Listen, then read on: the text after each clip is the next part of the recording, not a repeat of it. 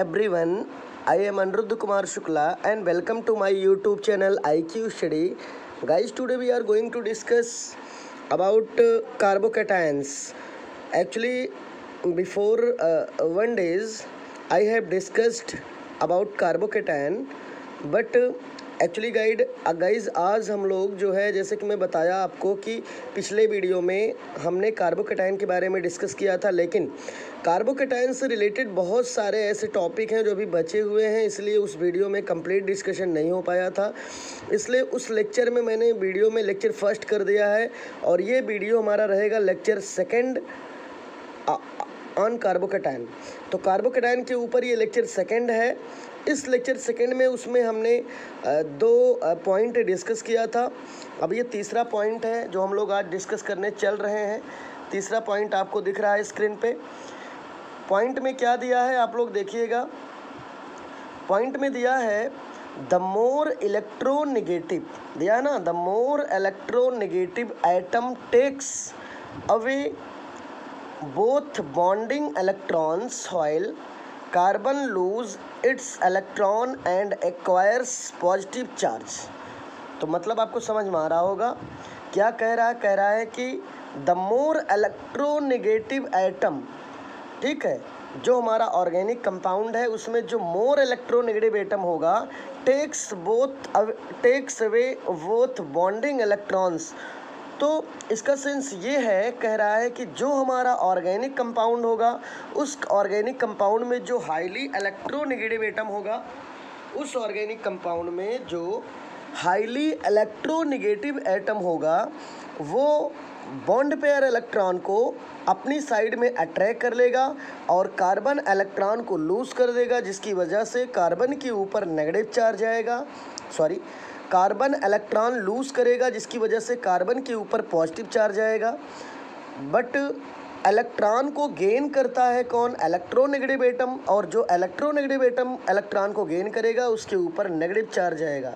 तो इलेक्ट्रॉन को लूज करने वाला कहलाएगा इलेक्ट्रॉन डेफिशिएंट स्पीशीज और इलेक्ट्रॉन को गेन करने वाला कहलाएगा इलेक्ट्रॉन एफिशिएंट स्पीशीज।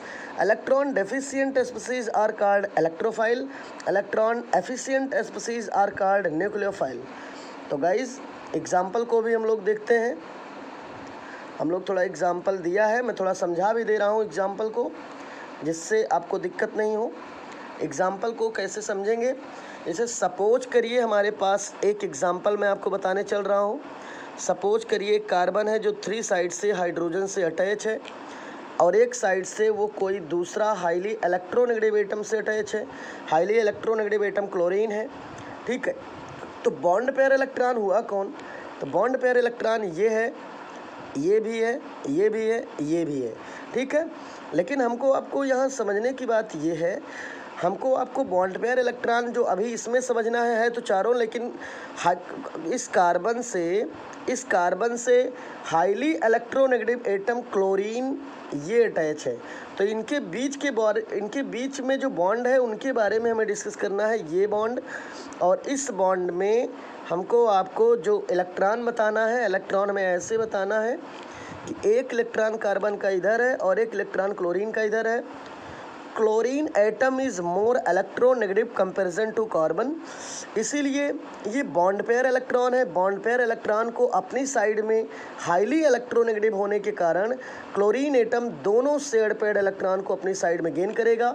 और जैसे गेन करेगा अगले स्टेप में आफ्टर ब्रेकिंग के बाद, ठीक है, ब्रेकिंग के बाद जैसे इस साइड में ये CH3 है तो हम यहाँ नोट करेंगे आफ्टर रिएक्शन के बाद यहाँ पे CH3 होगा और कार्बन के ऊपर पॉजिटिव चार्ज आएगा क्योंकि कार्बन यहाँ से इलेक्ट्रॉन लूज कर रहा है, ठीक है, और क्लोरीन इलेक्ट्रॉन गेन कर रहा है, प्लस Cl के ऊपर नेगेटिव चार्ज आएगा। तो ये हमारा कहलाएगा मेथाइल फ्री रेडिकल और ये ये कहलाएगा मेथाइल कार्बोकेटाइन, क्योंकि फ्री रेडिकल पे तो 1 इलेक्ट्रॉन ऐसे डॉट का सिंबल होता है, ऐसा यहाँ नहीं है, इसलिए हम इसको फ्री रेडिकल नहीं बोलेंगे, इसको बोलेंगे मेथाइल। CH3 का नाम है मेथाइल और प्लस लगा हुआ है तो केटायन, लेकिन किस पे केटायन है? कार्बन पे, इसलिए नाम हुआ कार्बोकेटाइन। तो इसका नाम है मेथाइल कार्बोकेटाइन और ये बिहेव करेगा इलेक्ट्रोफाइल के रूप में और Cl के ऊपर माइनस से बिहेव करेगा न्यूक्लियोफाइल के रूप में। तो गाइज़ आपको आप देख भी सकते हैं रिएक्शन, यहाँ एग्जांपल दिया है पहला, देख रहे हैं हाईली इलेक्ट्रोनेगेटिव है क्लोरीन, इसलिए इलेक्ट्रॉन गेन किया। और ये जब ब्रेकिंग ऐसा हो कि केटायन और एनायन के फॉर्म में ब्रेकिंग होती है तो उसे कहते हैं हेटेरोलिटिक फिशन, और जब फ्री रेडिकल के फॉर्म में ब्रेकिंग होती है तो उसे कहते हैं होमोलिटिक फिशन।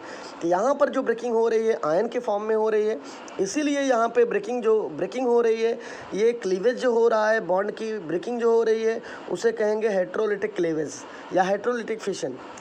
तो गाइज आपको समझ में आ रहा होगा।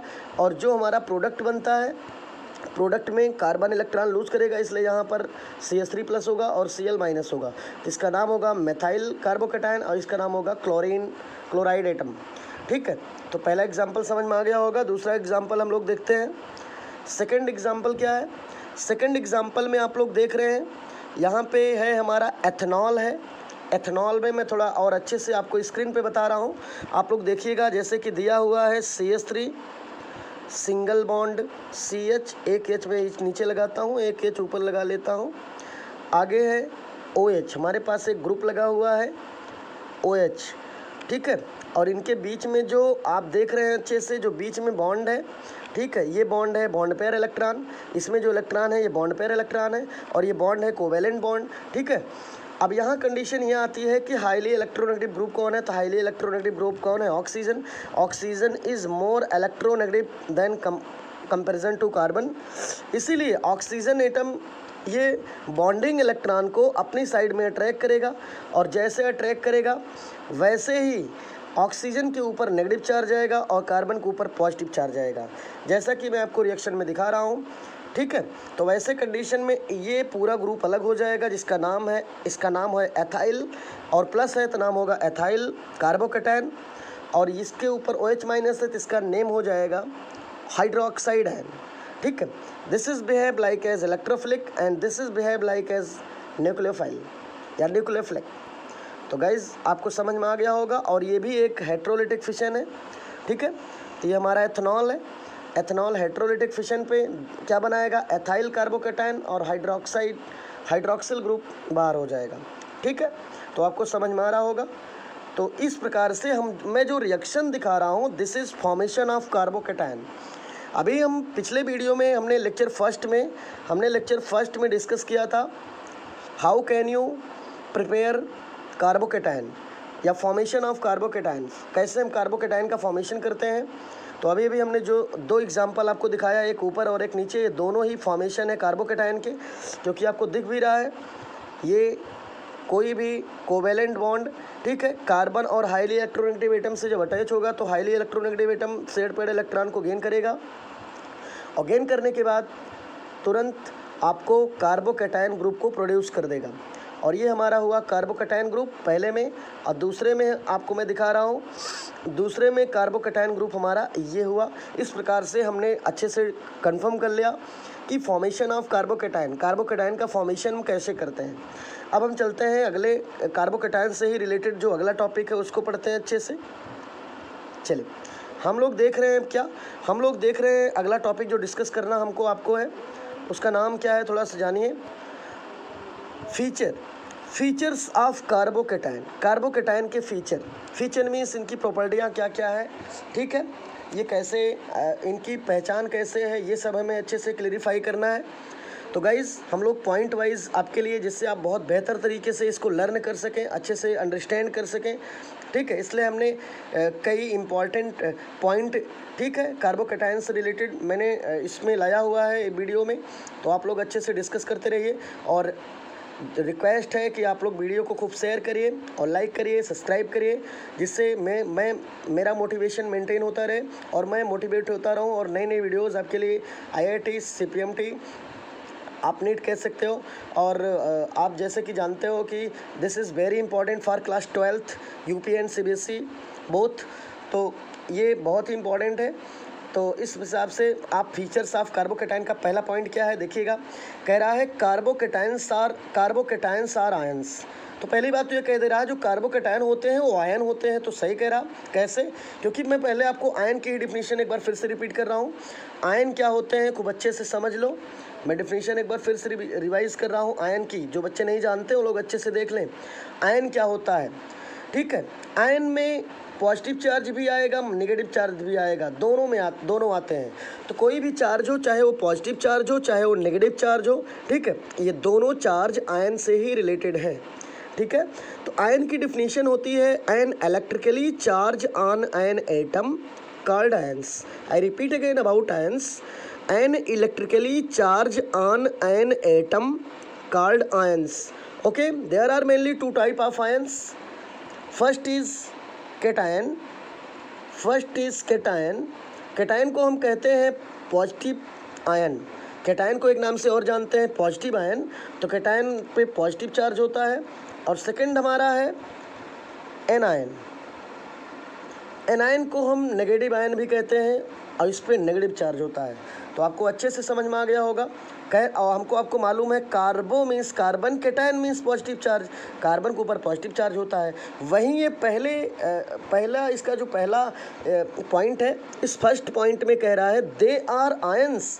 इसका मीन्स ये हुआ कार्बो कैटायन पहले तो आयंस होते हैं, सही है। आगे कह रहा है हाईली अनस्टेबल, और हाईली अनस्टेबल होते हैं, इसका मतलब ये हाईली रिएक्टिव होते हैं, ठीक है। तो पहला पॉइंट आपको समझ में आ गया होगा। दूसरा पॉइंट आप लोग देखिए, कह रहा है they have electron deficient carbon atom. कितना बढ़िया कह रहा है, आप इसको समझिए। कह रहा है they have electron deficient carbon atom. इसका मतलब जो कार्बोकैटायन होते हैं, कार्बोकैटायन के ऊपर पॉजिटिव चार्ज है, इसका मतलब ही समझ में आ रहा है कि यहाँ पे इलेक्ट्रॉन डेफिशिएंट है, ठीक है, इलेक्ट्रॉनों की कमी है। और जब इलेक्ट्रॉनों की कमी है तो श्योर सी बात है कि इस कार्बन को कहेंगे इलेक्ट्रॉन डेफिशिएंट कार्बन एटम, ठीक है। और एक चीज़ और ये कह रहा है they have electron deficient carbon atom having 6 electron in its valence shell, ठीक है। बहुत एकदम सही कह रहा। मैं आपको एग्जांपल देके समझा दे रहा हूँ। आप देखिए ये कार्बोकैटायन का एग्जांपल मैं आपको बता रहा हूँ, अच्छे से देख लीजिए। ये मेथाइल कार्बोकैटायन है और इसके ऊपर प्लस चार्ज है, मेथाइल कार्बोकैटायन। कह रहा है जो कार्बोकैटायन होते हैं उनके वैलेंस, जो कार्बोकैटायन होते हैं उस कार्बोकैटायन में जिस कार्बन के ऊपर पॉजिटिव चार्ज होता है उस कार्बन के वैलेंस शेल में टोटल 6 इलेक्ट्रॉन होते हैं। इसको समझिए कैसे, मैं दिखा रहा हूँ। थोड़ा सा मैं इसको इरेज कर दूँ इस साइड में, यस। अब आप अभी देखिए, आपको एग्जैक्ट एकदम बढ़िया से क्लियरिफाई हो जाएगा, जिससे आपको अंडरस्टैंड करने में आपको दिक्कत नहीं होगी। तो गाइज़ आप लोग कमेंट भी किया करिए, क्योंकि आपके लिए वीडियो बनाया जा रहा है। आप लोग कमेंट करिए, लाइक करिए, सब्सक्राइब करिए और चैनल को मोटिवेट करिए, क्योंकि ये चैनल आपका ही है, ओके। तो आप देख रहे हैं this is methyl free radical. अब हम इसमें इलेक्ट्रॉन कैसे कितना है हम लोग क्लेरिफाई करते हैं। चलिए इलेक्ट्रॉन हम लोग देखते हैं। देखिए एक इलेक्ट्रॉन इस साइड में कार्बन का, इधर हाइड्रोजन का, ऐसे इधर कार्बन का, इधर हाइड्रोजन का, ऐसे इधर कार्बन का, इधर हाइड्रोजन। तो टोटल इलेक्ट्रॉन वैलेंस शेल में कार्बन की कितने हुए, 2, 2, 4, 2, 6। तो 6 इलेक्ट्रॉन हुए कि नहीं हुए, आपको मैंने प्रूव भी कर दिया, आपको समझ में आ गया। चलो एक एग्जांपल और ले लेते हैं, आपको एक और दिखा देता हूँ मैं, ठीक है। चलिए CH3 है, सिंगल बॉन्ड CH2 है, सिंगल बॉन्ड फिर देखो CH है, और यहाँ पे ये कार्बोकैटायन ग्रुप है। चलिए अब पूछा जा रहा है कि बताइए इस कार्बोकैटायन में के वैलेंस शेल में 6 इलेक्ट्रॉन है कि नहीं। तो भाई एक चीज़ और समझिएगा। सबसे पहले तो ये आपको समझना है कि कैसे आप समझेंगे, कहाँ से आप काउंटिंग करेंगे 6 इलेक्ट्रॉन। तो जिस कार्बन के ऊपर पॉजिटिव चार्ज होगा उसी कार्बन से मतलब रखना है और किसी से नहीं।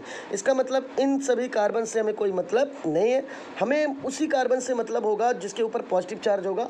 तो आप देख रहे हैं वीडियो में, हमें इसी कार्बन से मतलब है जिसके ऊपर पॉजिटिव चार्ज है। हम इसमें इलेक्ट्रॉन काउंट कर लेते हैं। टोटल इलेक्ट्रॉन वैलेंस शेल में कितने हैं, 1, 2, इधर देखो 1, 2 इधर और 1, 2 इधर। तो टोटल 6 इलेक्ट्रॉन आपको दिख रहा है वीडियो में।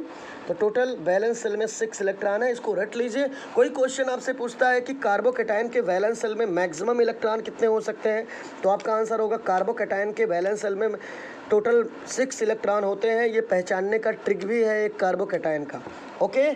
तो आपको ये सेकंड पॉइंट भी अच्छे से समझ में आ गया होगा। हम लोग चलते हैं थर्ड के ऊपर। थर्ड पॉइंट देखिएगा अच्छे से गाइस। थर्ड पॉइंट क्या है, कह रहा है थर्ड पॉइंट में कह रहा है they seek electron to complete its octet hence very reactive. बहुत बढ़िया बात कह रहा। इसका मतलब ये हुआ कि जो हमारे पास, समझते रहिएगा, यस, जो हमारे पास कार्बोकैटायन है, जैसे सपोज करिए हमने एक छोटा एग्जांपल लिया है मेथाइल कार्बोकैटायन का, ठीक है। मेथाइल कार्बोकेटायन का एग्जांपल हम लोग लेने चल रहे हैं। ये है हमारा मेथाइल कार्बोकेटायन। मेथाइल कार्बोकेटायन के आउटर मोस्ट में मैक्सिमम, अभी मैं बताया, कोई भी कार्बोकेटायन हो उसके मैक्सिमम में 6 इलेक्ट्रॉन होते हैं, आप देख भी रहे हो। तो टोटल आपके पास इलेक्ट्रॉन कितने हैं? 6। कितने इलेक्ट्रॉन की डेफिशिएंसी है फॉर कंप्लीट 2 ऑक्टेट? 2 इलेक्ट्रॉन की आपके पास डिफिशियंसी है फॉर कंप्लीट 2 ऑक्टेट। समझ में आ रहा होगा आपको। इसीलिए जैसे ये कार्बोकेटायन ग्रुप है भाई, इस कार्बोकेटायन, जब ये कार्बोकेटायन ग्रुप है तो आपको ये समझना चाहिए ये हमारा कार्बोकेटायन ग्रुप है। इस कार्बोकेटायन में मैक्सिमम 6 इलेक्ट्रॉन है, तो 2 इलेक्ट्रॉन की डेफिशिएंसी फॉर कंप्लीट 2 ऑक्टेट। तो अपने आप समझ में आ रहा होगा ये ऑक्टेट के नियरेस्ट है, इसलिए हेंस वेरी रिएक्टिव होता है। ठीक है, तो इस हिसाब से आपको ये थर्ड पॉइंट भी अच्छे से समझ में आ गया होगा। हम लोग चलते हैं फोर्थ पॉइंट के ऊपर। गाइस, फोर्थ पॉइंट क्या है? फोर्थ है the hybridization of carbon is sp2। भाई श्योर सी बात है sp2 होगा। क्यों होगा आप ये भी देख लीजिए। ये है हमारा मेथाइल फ्री रेडिकल। ठीक है, एग्जाम्पल हम कार्बोकेटायन का एक लेके आपको बताता हूँ। ठीक है, यहाँ पे ये देखिए मेथाइल फ्री रेडिकल है। टोटल सिग्मा बॉन्ड कितने हैं देख लीजिए, 1 2 3। टोटल सिग्मा बॉन्ड की संख्या हमारे पास कितनी है? हमारे पास टोटल 3 सिग्मा बॉन्ड है। ठीक है, हमारे पास एक भी हमारे पास एक भी लोन पेयर इलेक्ट्रॉन नहीं है। इसका मतलब ये हुआ कि हमारे जो यहाँ पे कार्बोकेटायन ग्रुप है, ये कार्बन के पास एक भी लोन पेयर नहीं है, इसलिए ये हाइब्रिडाइजेशन sp2 देगा। ठीक है, यदि यहाँ एक लोन पेयर होता तो उस कंडीशन में ये हाइब्रिडाइजेशन sp3 दे देता। ठीक है, तो आपको गाइज अच्छे से समझ में आ रहा होगा। और ज्योमेट्री भी इसकी देख लीजिए। ज्योमेट्री कह रहा है they have trigonal planar geometry. ठीक है, ये ट्राइगोनल प्लेनर ज्योमेट्री शो करता है। कैसे करता है आपको नीचे एग्जांपल दिया है, आप देख भी सकते हो, मैं समझा भी दे रहा हूँ। ये कार्बन है, एक साइड हाइड्रोजन इधर है, एक साइड हाइड्रोजन इधर है। ठीक है, और एक साइड अभी बचा हुआ इस साइड में है। कार्बन किसी से कितने साइड से अटैच होता है? 4। तो यदि हमारे पास अभी 2 इलेक्ट्रॉन हो तो किसी से बैलेंस हो सकता है, तो इसीलिए एक साइड से इधर लोब बनाएगा और एक साइड से इधर लोब्स बनाता है। ठीक है, एक साइड से इधर लोब्स बनाता है और इस प्रकार से इसका ये कुछ स्ट्रक्चर, कुछ लुक लाइक ऐसे होता है। तो आप अच्छे से समझ जाइए, यही इसका स्ट्रक्चर है, ट्राइगोनल प्लेनर। ठीक है, इसलिए इसको कहते हैं sp2 हाइब्रिडाइजेशन शो करता है। ठीक है, तो गाइज आई होप ये आपको बहुत अच्छे से समझ में आ गया होगा। अब हम चलते हैं थोड़ा सा आगे। तो गाइज आप देख रहे हो, अब हम लोग थोड़ा आगे चलते हैं। कार्बोकेटायन का जो अगला रूल है, हमें उसको मतलब अगला जो हमें डिस्कस करना है, अब मेन यही है जो अब हम लोग पढ़ने चल रहे हैं। यही पेपर में बहुत आता है, लेकिन इसके पहले जो हमने डिस्कस किया, बिना उसके डिस्कशन से हम लोग कार्बोकेटायन की स्टेबिलिटी सही से कंफर्म कभी नहीं कर सकते हैं। और आपको मालूम है कि यदि आपका बेस ही मेंटेन नहीं होगा तो आप सही से कार्बोकेटायन की स्टेबिलिटी कभी बता नहीं सकते हैं। इसीलिए अभी तक जो मैं लेक्चर फर्स्ट में आपको बताया, जो अभी तक पढ़ा दिया आपको, ये सारे बेस थे कार्बोकेटायन की स्टेबिलिटी चेक करने की और हाइब्रिडाइजेशन चेक करने की। ठीक है, बहुत सारे मैंने रूल आपको बता दिया। तो अब हम लोग जो डिस्कस करने चल रहे हैं, बहुत ही सबसे इम्पॉर्टेंट फैक्टर है और इसको बहुत अच्छे से डिस्कस करना है। टॉपिक देखिएगा, दिया है इसमें क्या, थोड़ा सा देखिएगा आप लोग। दिया है factor affecting stability of carbocation.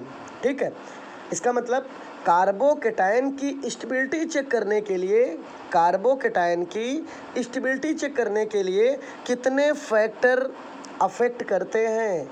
ठीक है, तो factor affecting stability of carbocation. तो कार्बोकेटायन की स्टेबिलिटी चेक करने के लिए कौन कितना स्टेबल है, कौन कितना स्टेबल नहीं है, कौन कितना रिएक्टिव है कि नहीं रिएक्टिव है, इन सबको सही से क्लैरिफाई करने के लिए हमें कार्बोकेटायन के ऊपर कैसा कैसा फैक्टर, कौन कौन सा फैक्टर अफेक्ट करता है।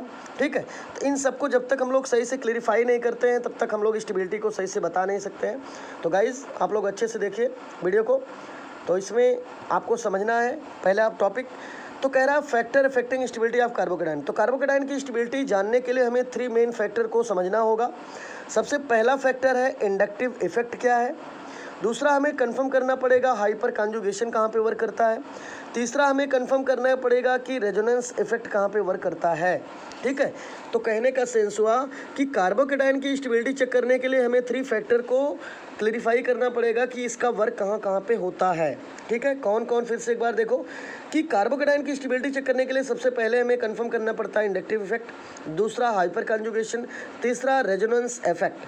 तो हम लोग आगे डिस्कस करते हैं इसके बारे में। इसके पहले मैं आपको बताऊं कि पहले इसमें हमें डिस्कस करना पड़ेगा कि बेसिक हमें थोड़ा और समझना है कि 1 डिग्री 2 डिग्री 3 डिग्री कार्बोकैटायन कैसे चेक करेंगे। तो ठीक है, अब हम इसके बाद हम इसी को पहले चेक करते हैं 1 डिग्री 2 डिग्री 3 डिग्री कैसे हम लोग समझेंगे। मैं आपको बताते चल रहा हूँ, आप लोग देखते रहिए। स्क्रीन जो नोट है उसको नहीं समझ में आ रहा तो मैं समझा रहा हूँ स्क्रीन पे, आप लोग स्क्रीन को देखो, समझ में आ जाएगा। देखिएगा, जैसे डिग्री पहचानने का तरीका क्या है, जिस कार्बन पे पॉजिटिव चार्ज है यही हमारा कार्बोकैटायन ग्रुप कहलाता है। अच्छे से समझिए, जिस कार्बन पे गाइस पॉजिटिव चार्ज है यही कार्बोकैटायन ग्रुप है। तो जिस कार्बन पे पॉजिटिव चार्ज हो उसी कार्बन से जितने एल्किल ग्रुप लगे हों उतना डिग्री कार्बोकैटायन कहलाता है। चलिए चेक कर लीजिए। अब देखिएगा, इस कार्बन से मैं अभी भी आपको एक ही चीज़ समझा रहा हूँ कि जिस कार्बन के ऊपर पॉजिटिव चार्ज हो उसी कार्बन से जितने एल्किल ग्रुप लगे हों, जैसे एक नीचे लगा है, एक ऊपर लगा है, एक इस साइड में लगा है, आपको कार्बोकैटायन डिग्री चेक करना है। तो सबसे पहले आप देखिए, जिस कार्बन के ऊपर पॉजिटिव चार्ज हो, आपको दिख रहा है बहुत अच्छे से वीडियो में, जिस कार्बन के देखिए इस कार्बन के ऊपर पॉजिटिव चार्ज है, तो जिस कार्बन के ऊपर पॉजिटिव चार्ज है उससे कितने एल्किल ग्रुप है, तो एक एल्किल ये है, दूसरा एल्किल ये है, तीसरा एल्किल ये है। इसका मतलब ये 3 डिग्री कार्बोकैटायन कहलाता है। तो ये आपको समझ में आ गया। इसी सिमिलरली ऐसे ही दूसरा है कि कार्बन के ऊपर पॉजिटिव चार्ज है, समझ में आ गया। इसी से आपको चेक करना है कितने डिग्री। चलिए, एक एल्किल इधर है, एक एल्किल इधर है और ऊपर मैंने एक हाइड्रोजन लगा दिया, और हाइड्रोजन कोई एल्किल ग्रुप नहीं होता है। तो काउंटिंग में आप काउंट कैसे करेंगे, कैसे चेक करेंगे कि यहाँ पे कितना डिग्री है। देखिए, इस कार्बन पे प्लस है तो यहीं चेक करना है, तो इस कार्बन से एक एल्किल इधर और एक एल्किल इधर, टोटल कितना एल्किल आपको दिख रहा, 2। इसका मतलब हुआ कि ये 2 डिग्री कार्बोकैटायन है। तो गाइज ये भी आपको अच्छे समझ में आ गया होगा। तीसरा मैं बताने चल रहा हूँ, देखिएगा। और जैसे सपोज करिए कि कार्बन के एक साइड में 1 मिनट, जैसे देखिएगा कार्बन के एक साइड में मैंने एल्किल लगा दिया और 2 साइड में हाइड्रोजन लगा के बैलेंस कर दिया, और अभी एक साइड से इनकम्प्लीट है तो इस साइड पे इनकम्प्लीट है, प्लस का चार्ज है, तो यही हमारा कार्बोकैटायन ग्रुप है। देखिए कितना एल्किल ग्रुप कार्बोकैटायन से लगा है, 1 एल्किल ग्रुप लगा है, तो इसका मतलब ये 1 डिग्री कार्बोकैटायन हो गया। ठीक है, तो 3 डिग्री 2 डिग्री 1 डिग्री आपने कंफर्म कर लिया। एक और बचा है, देखिएगा कार्बन से यहाँ पे एक भी एल्किल ग्रुप नहीं लगे हैं, केवल हाइड्रोजन लगा है। और जैसे कि मैंने बताया कि हाइड्रोजन कोई आपका कार्बोकैटायन ग्रुप नहीं है, इसलिए ये हमारा केवल कहलाएगा मेथाइल फ्री रेडिकल, या आप कह सकते हो 0 डिग्री कार्बोकैटायन। तो गाइज आपको बहुत अच्छे से समझ में आ गया होगा। यही चीज़ मैंने यहाँ भी नोट किया, आप अच्छे से देखते रहो बस। अभी देखिए, ये 3 डिग्री कार्बोकैटायन है, ये 2 डिग्री है, ये 1 डिग्री है, और ये 0 डिग्री या मेथाइल कार्बोकैटायन। तो गाइज ये आपको समझ में आ गया होगा अच्छे से। यही मैं आपको समझाया। अभी से आप लोग नोट, जो लोग बच्चे नोट करना चाहते हैं नोट कर सकते हैं अच्छे से। ठीक है, तो अब कुछ फार्मूला भी है, आप फार्मूले को देख लीजिए अच्छे से। फार्मूला क्या है ये देखिए, फार्मूला है कि stability is inversely proportional to reactivity. इसका मतलब ये हुआ, ये अच्छे से फार्मूले को नोट कर लीजिएगा, जिस कंपाउंड की स्टेबिलिटी ज़्यादा होगी वह उतना ही कम रिएक्टिव होगा। क्यों? क्योंकि ये कह क्या रहा है उसको समझिए। कह रहा है कि stability is inversely proportional to reactivity. इसका मतलब ये हुआ कि अब देखिए, इन्वर्सली का मतलब उल्टा, अगर कोई कंपाउंड स्टेबल ज़्यादा है तो बहुत कम ही रिएक्टिव होगा, यदि कोई कंपाउंड बहुत ज़्यादा रिएक्टिव है तो बहुत कम स्टेबल होगा वो। इसका मतलब उसकी स्टेबिलिटी बहुत कम होगी, इसका मतलब वो अनस्टेबल होगा। क्या होगा वो? अनस्टेबल होगा। तो समझ लीजिए अच्छे से, जिस कंपाउंड की स्टेबिलिटी ज़्यादा होगी उसकी रिएक्टिविटी बहुत कम होगी, या जिस कंपाउंड की रिएक्टिविटी बहुत ज़्यादा होगी वह बहुत ही कम स्टेबल होगा, इसका मतलब वो अनस्टेबल होगा। ठीक है, चलिए एक और फार्मूला नीचे लिखा है, देखिएगा। मैग्नीट्यूड को हम चार्ज भी कहते हैं। जो बच्चे कंफ्यूज हों लोग अच्छे से जानिए। यहाँ पे मैंने नोट किया है magnitude is inversely proportional to stability. इसका मतलब ये हुआ कि मैग्नीट्यूड मीन्स चार्ज। किसी भी कंपाउंड का जो चार्ज है, जो मैग्नीट्यूड है, वो स्टेबिलिटी के इन्वर्सली प्रोपोर्शनल होता है। इसका मतलब किसी भी कंपाउंड का चार्ज अगर बहुत ज़्यादा है तो वह कंपाउंड की स्टेबिलिटी बहुत कम होगी। ठीक है, ये समझ में आ गया होगा। और समझिए, किसी भी कंपाउंड की स्टेबिलिटी बहुत ज़्यादा है तो उसका मैग्नीट्यूड बहुत कम होगा, इसलिए उसकी स्टेबिलिटी ज़्यादा होगी।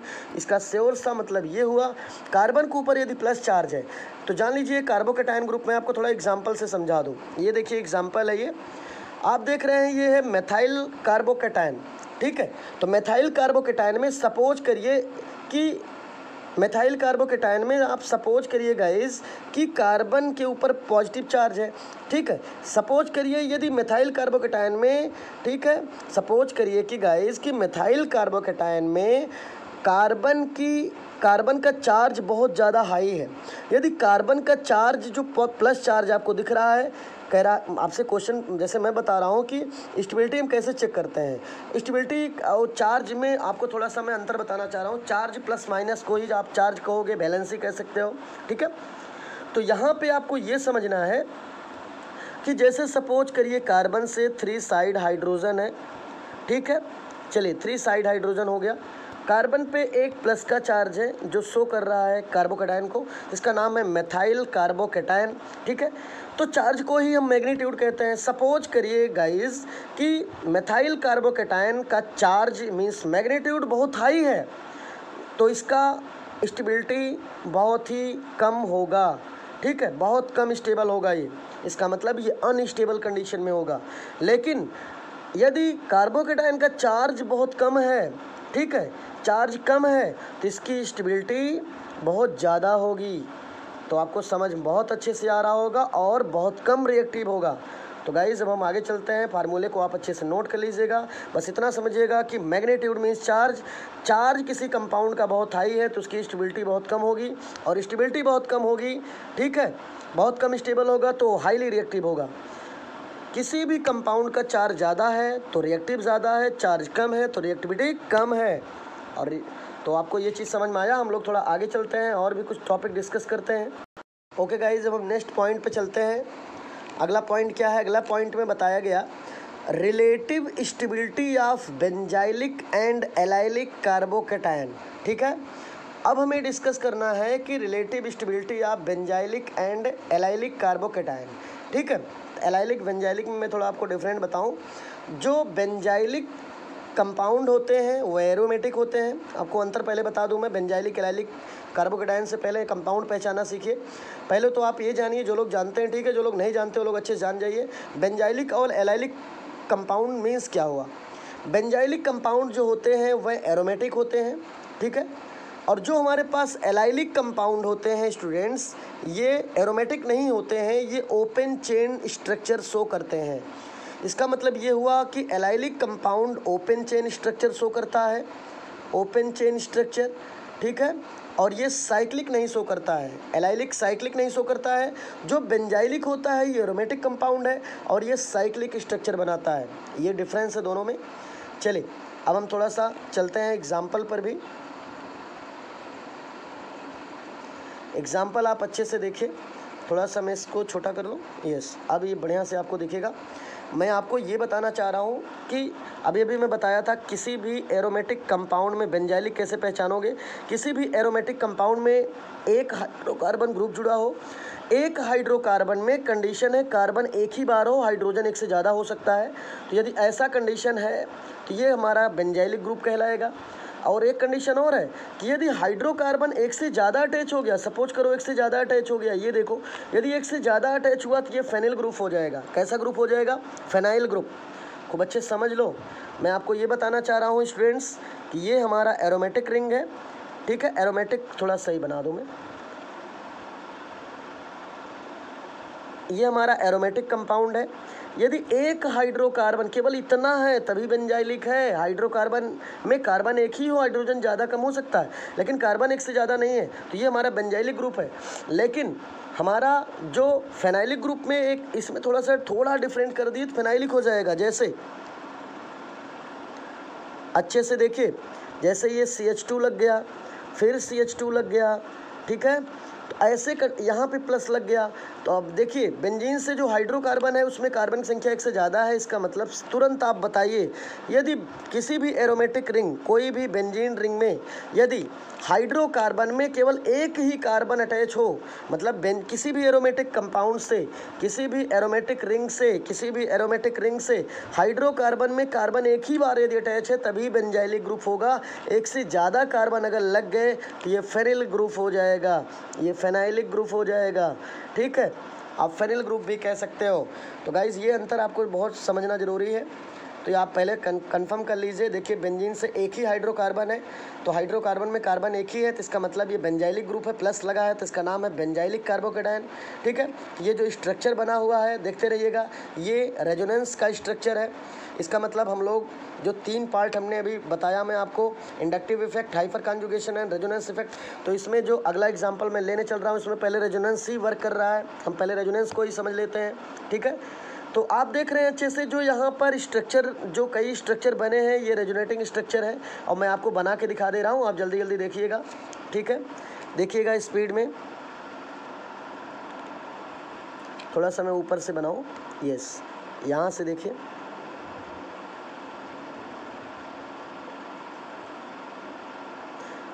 ये हमारा CH2 लगा हुआ है, कार्बन पे पॉजिटिव चार्ज है। ठीक है, और थोड़ा सा मैं इसको इरेज करूँ 1 मिनट, नहीं तो ये समझ में मज़ा कम आएगा। 1 मिनट रुक जाइएगा। यहाँ पे हम लोग अल्टरनेट लगाएं तभी हम रेजोनेटिंग दिखा पाएंगे, तो इसलिए मैं पहले अल्टरनेट लगा लेता हूँ गाइस। अल्टरनेट लगाएंगे तो समझ में खूब बढ़िया आएगा। अल्टरनेट देखिएगा, अल्टरनेट डबल सिंगल हो गया ना। अब मैं बॉन्ड की ब्रेकिंग कराना शुरू कर रहा हूँ, आप देखते रहिएगा अच्छे से बॉन्ड कैसे ब्रेक हम लोग कराते हैं।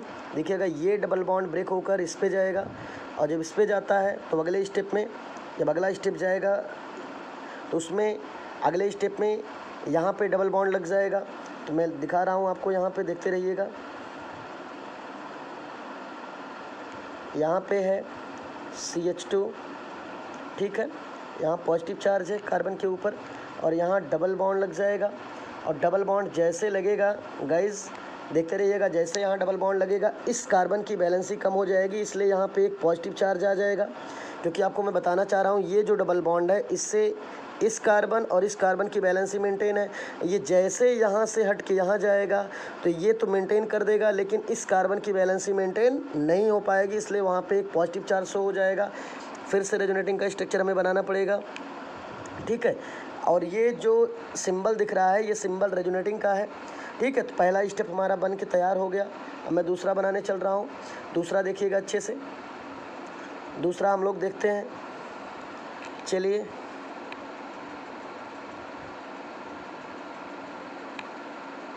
यहाँ पे देखिए CH2 लगा हुआ है, आपको ये मालूम ही है। यहाँ डबल बॉन्ड है, यहाँ पॉजिटिव चार्ज है, आपको ये भी मालूम है। ठीक है, लेकिन 1 मिनट, मैंने एक मिस्टेक किया, थोड़ा सा ये सही कर लूँ पहले मैं। ठीक है, ये बीच में हमें यहाँ बॉन्ड ही शो करना है, मैं यहाँ पे सर्कल कर दिया, यस। अब ठीक है, अब आप लोग देखते रहिएगा अच्छे से। यहाँ पे देखिएगा, यहाँ पे डबल बॉन्ड है ही। ठीक है, यहाँ पॉजिटिव चार्ज है, यहाँ पर भी डबल बॉन्ड है। ये वाला डबल बॉन्ड टूट के इस पे जाएगा, और जब उस पे जाएगा तो अगले स्टेप में वहाँ पे डबल बॉन्ड बन जाएगा। तुम लोग बना देते हैं, देखते रहिएगा। ठीक है, और यहाँ पे पॉजिटिव चार्ज आ जाएगा इस पोजीशन पर, यहाँ डबल बॉन्ड लग जाएगा। आपको मालूम है यहाँ डबल बॉन्ड पहले से ही है, CH2 है, और यहाँ पॉजिटिव चार्ज है। ठीक है, ये हमारा कितना स्टेप हो गया, 1। और ये हमारा जो ब्रेकिंग हुआ यहाँ पे, ये सेकंड स्टेप हुआ। अभी एक स्टेप और बचा हुआ है। ठीक है, तो आप अच्छे से देखते रहिएगा। ठीक है, एक स्टेप अभी और है, ये सेकंड स्टेप है, यहाँ से ब्रेकिंग कराई गई। एक स्टेप और है, उसको मैं दिखा रहा हूँ। अभी मैं इसको इरेज करके आगे मैं दिखाता हूँ, नहीं नीचे मैं बना दे रहा हूँ, देखिएगा अच्छे से। यहाँ पे मैं रेजोनेटिंग का सिंबल फिर बना रहा हूँ। ठीक है, अब यहीं पे मैं इसी पे ब्रेकिंग करा रहा हूँ। देखिएगा यहाँ प्लस चार्ज है, ये वाला टूट के इस पे जाएगा, और जब इस पे जाएगा तो इस पोजीशन पर अगले स्टेप में मैं बना के आपको दिखा रहा हूँ। ये देखते रहिएगा अच्छे से। ये यहाँ से बॉन्ड यहाँ से टूट के जब इस पे जाएगा तो अगले स्टेप में देखिएगा ऐसे बनेगा। यहाँ पे यहाँ CH2 लगा हुआ है, और यहाँ डबल बॉन्ड है। और 1 मिनट, एक चीज़ और मैं बताना भूल गया, सॉरी। उसके लिए मैं आपको बता दे रहा हूँ अच्छे से, आपको समझ में आ जाएगा गाइज़। थोड़ा एक चीज़ देखिएगा, मैं एक चीज़ बताना भूल गया, बहुत वेरी रियली सॉरी। जैसे ही ये बॉन्ड इस पे आता है 1 मिनट, मैंने थोड़ा सा 1 मिनट, हाँ। जैसे ही ये बॉन्ड टूट किस पे आता है, इस यहाँ पे डबल बॉन्ड लग जाएगा और कार्बन की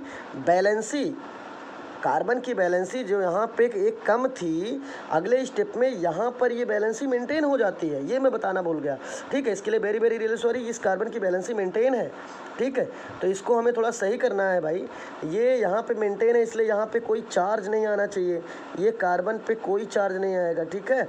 ये कार्बन की बैलेंसी मेंटेन है, ठीक है। वैसे यहाँ पर भी कोई चार्ज नहीं आएगा, क्योंकि कार्बन 2 साइड से हाइड्रोजन से अटैच है और 2 साइड इधर डबल बॉन्ड से है। ऐसे यहाँ पर भी कोई चार्ज नहीं रहेगा और सब सही है, ठीक है। तो ये हमको आपको थोड़ा केयर करना है गाइस, ओके। तो हम लोग तो अब थोड़ा आगे चलते हैं और मैं आपको बता रहा हूँ, देखिएगा यहाँ पे कोई चार्ज नहीं कार्बन के ऊपर, यहाँ कोई चार्ज नहीं, यहाँ डबल बॉन्ड है। एक चीज़ और देखते रहिएगा कि ऊपर ये डबल बॉन्ड पहले से ही लगा है, ठीक है। ऊपर डबल बॉन्ड पहले से ही लगा है और इसमें एक चीज़ और ध्यान देना है, ऊपर डबल बॉन्ड लगा है, ये वाला बॉन्ड टूट के जब इस पे जाएगा तो यहाँ डबल बॉन्ड लग जाएगा, यहाँ पे डबल बॉन्ड लग जाएगा और इस कार्बन की बैलेंसी इनकम्प्लीट हो जाएगी। ये हमारा होगा रेजोनेटिंग स्ट्रक्चर 3rd। तो आपको अच्छे से समझ में आ गया होगा। अब मैंने नोट्स नोट किया वहाँ पे वैसा ही है, आप देखते रहिएगा अच्छे से। देखिए मेथाइल फ्री रेडिकल है, मैं इसी में आपको अच्छे से समझा रहा हूँ, आप लोग अच्छे से देखते चलिएगा, ठीक है। आप लोग थोड़ा अच्छे से इसी में देखते रहिए। देखिएगा ये वाला बॉन्ड टूट किस पे जाता है, इस पे जाएगा, तो अगले स्टेप में यहाँ डबल बॉन्ड बन जाएगा, जैसे कि आपको दिख रहा है, ठीक है। डबल बॉन्ड बनेगा, इस कार्बन की बैलेंसी मेंटेन हो गई, लेकिन यहाँ प्लस चार्ज आया। फिर अगले स्टेप में क्या हुआ, ये वाला बॉन्ड टूट किस पे गया, तो अगले स्टेप में यहाँ डबल बॉन्ड आया, यहाँ पे पॉजिटिव चार्ज आया। फिर से अगले स्टेप में क्या हुआ, देखते रहिएगा, ये वाला बॉन्ड टूट किस पे जाता है, तो यहाँ पे डबल बॉन्ड बनेगा, इस कार्बन की बैलेंसी इनकम्प्लीट होगी। इस प्रकार से ये रेजोनेंस का स्ट्रक्चर हो गया। अब यहाँ समझने की बात क्या हो रहा है, हम लोग देख रहे हैं कि यहाँ पर चार्ज का ट्रांसफ़र कई टाइम्स हो रहा है। तो यहाँ पर चार्ज का ट्रांसफ़र देखिए 1 टाइम्स हुआ, 2 टाइम्स हुआ, 3 टाइम्स हुआ। तो एक चीज़ और जानिएगा, किसी भी ऑर्गेनिक कंपाउंड का जब हम रेजोनेंस स्ट्रक्चर बनाएं तो जितना ज़्यादा चार्ज का ट्रांसफ़र होगा, समझ में आ रहा है, इसका मतलब जितना ज़्यादा चार्ज का डिस्ट्रीब्यूशन होगा, चार्ज का जितना ज़्यादा डिस्ट्रीब्यूशन होगा वो कंपाउंड उतना ही ज़्यादा स्टेबल होगा। चार्ज का डिस्ट्रीब्यूशन कम होगा तो कंपाउंड की स्टेबिलिटी कम होगी, चार्ज का डिस्ट्रीब्यूशन ज़्यादा होगा तो कंपाउंड की स्टेबिलिटी ज़्यादा होगी, ठीक है। ये हमने पहले में समझ लिया। यहाँ पर जो चार्ज का डिस्ट्रीब्यूशन है वो 3 टाइम्स है एक, और ये कंपाउंड एरोमेटिक है। ये कंपाउंड जो एग्जाम्पल है, ये कंपाउंड एरोमेटिक का एग्जाम्पल है, ठीक है। ये एरोमेटिक कंपाउंड का एग्जाम्पल है। अब हम दूसरा देख लेते हैं एलाइलिक कंपाउंड का एग्जाम्पल, ठीक है। जैसे कि मैंने ऊपर देखो एलाइलिक कंपाउंड का एग्जाम्पल है, अभी अभी आप देख रहे हो, जैसे कि हमने बेंजाइलिक का रेजोनेंस बना दिया, अब हम एलाइलिक का बना लेते हैं। और आपको बस अंतर इतना देखना है कि चार्ज का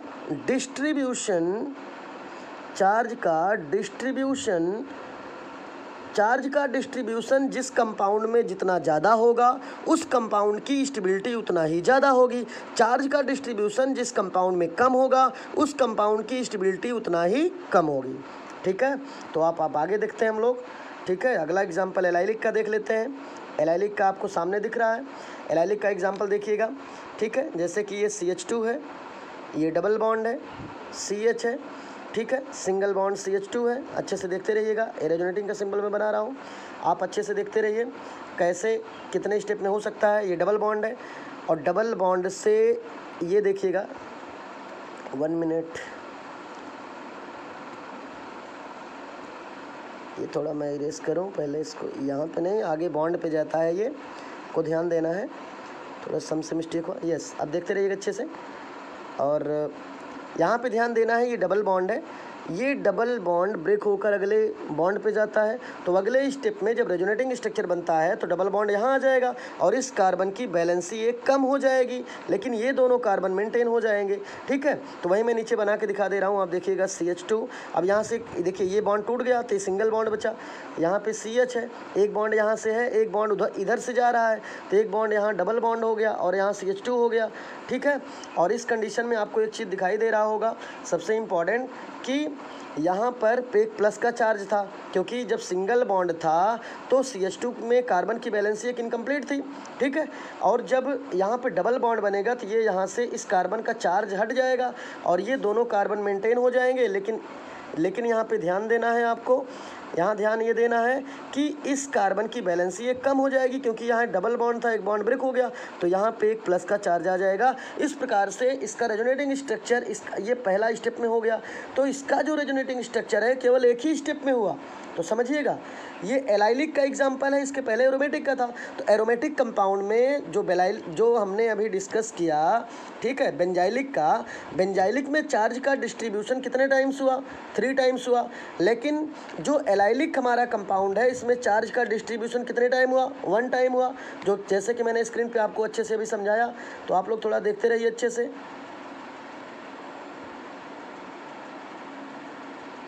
ये देखिएगा, वही एग्जाम्पल मैंने लिया, यहाँ पे प्लस चार्ज था, तो ये चाहे आप नीचे से ले जाओ चाहे ऊपर से ले जाओ, कोई दिक्कत नहीं है, ठीक है। तो यहाँ पे जब हम यहाँ से बॉन्ड, यहाँ ऊपर वाला बॉन्ड जाता है, ध्यान दीजिएगा, नीचे वाला नहीं, ऊपर से, इसलिए मैंने ऐसे ले गया हूँ।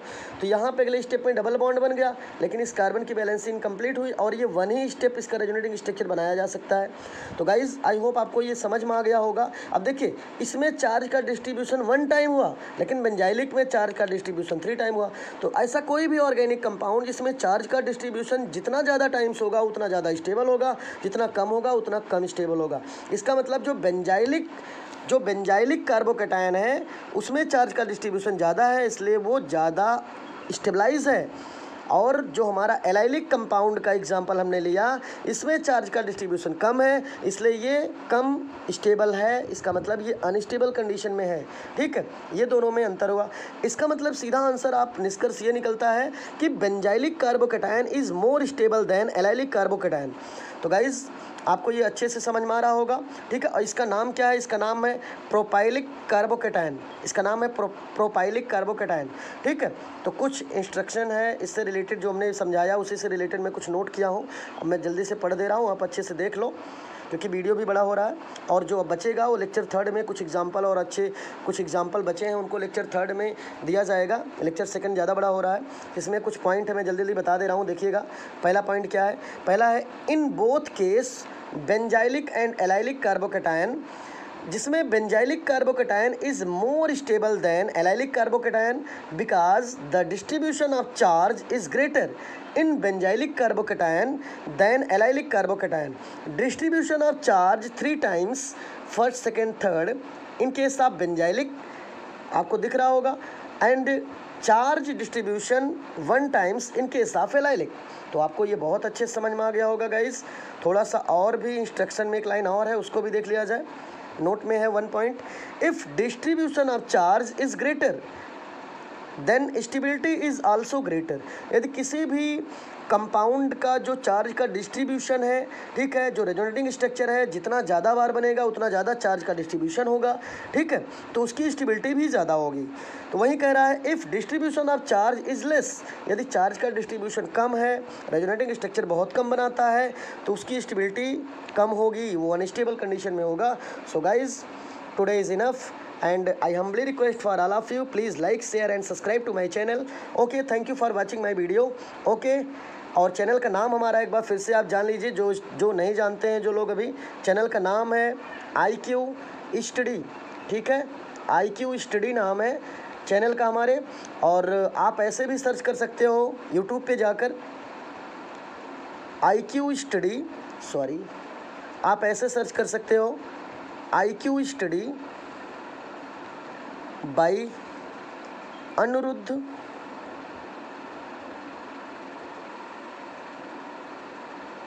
स्पेलिंग में बोल दे रहा हूँ, ANURUDDH, अनिरुद्ध शुक्ला सर। तुरंत हमारा वीडियो आ जाएगा और हमारी सारी वीडियोस को आप देखिए। ओके, घर पे रहिए, स्वस्थ रहिए। Okay, thank you for watching my video. Okay, thank you.